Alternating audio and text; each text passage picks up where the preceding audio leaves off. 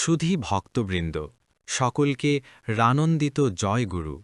প্রিয় ভক্তবৃন্দ, আজ আমরা যে ঘটনাটির কথা শুনব তা হল শ্রী শ্রী ঠাকুরের এক একে দুই হওয়া বুঝতে না পারার ঘটনা।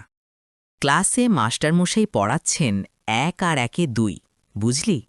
একের সাথে এক যোগ করলে দুই হয়, বুঝলি তো? আমাদের কাছে সাধারণ বিষয়, কিন্তু বালক অনুকূল তো সাধারণ নন। তিনি ভাবলেন এক আর এক, ওহো, কথাটা কেমন? এক তো হলো, কিন্তু আর এক পাই কোথায়? জগতের কেউ তো কারো সমান নয়, এ এক ও আর এক, দুটো এক পাই কোথায়? কোনোভাবেই বালকের মন মানে না, মহাভাবনায় পড়া গেল। শ্রী শ্রী ঠাকুর আমাদের বালকের মতো বুদ্ধি দিয়েই অদ্বৈত তত্ত্ব শেখাচ্ছেন, যার মূল কথা হল সবই তো এক, সেই একের তো দ্বিত্ব হয় না। ওই এক হলো বীজ আর বহু তার ফসল। বীজ হলো একটা, শস্য হলো বহু। এক থেকে যখন বহু হলো, প্রত্যেকটি পৃথক পৃথক রূপে হাজির হলো, তাই তারা অসমান। তখন এ আর ও অসমান। এই বিচিত্র চিন্তাভাবনা যখন বালক অনুকূলের মনে, তখন সে সংশয়ের দৃষ্টি নিয়ে মাস্টারমশাইয়ের দিকে তাকিয়ে রইল। মাস্টারমশাই তীব্র কণ্ঠে বলেন, কিরে, বুঝছিস নে? আগে না মাস্টারমশাই। মাস্টারমশাই অবাক, এই সামান্য কথাটা বুঝলে না ছেলেটা? কিন্তু অনুকূলচন্দ্র যা বুঝল তার কেউ বুঝল না। সুতরাং পিঠের ওপর দু-চার ঘা পড়ে গেল।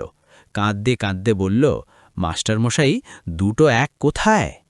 এই যে প্রশ্ন, তা কে বুঝবে?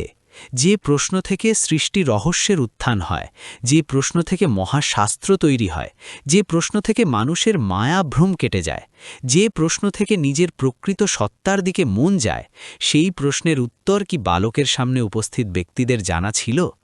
এক ছিল, বহু হয়েছে। বহুর ভেতরের ওই এককে জানাই তো আপনাকে জানা। যখন বহুর ভেতরের এককে জানতে পারব, তখন এক ছাড়া আর দুই কোথাও নাই। তাই তো প্রার্থনায় বলি, यही নাম নিজ নাম হ্যায়, মন আপনি ধরলে। আমাদের সাধনাই হল সেই এককে চেনা, এক ছাড়া যে দুই নাই বুঝতে পারা। সেই এক যখন দেহ ধারণ করে আমাদের সামনে এসে দাঁড়িয়েছেন, তখন সেই এককে দেখো চোখ মেলে। বন্দে পুরুষোত্তমম, বন্দে পুরুষোত্তমম, বন্দে পুরুষোত্তমম।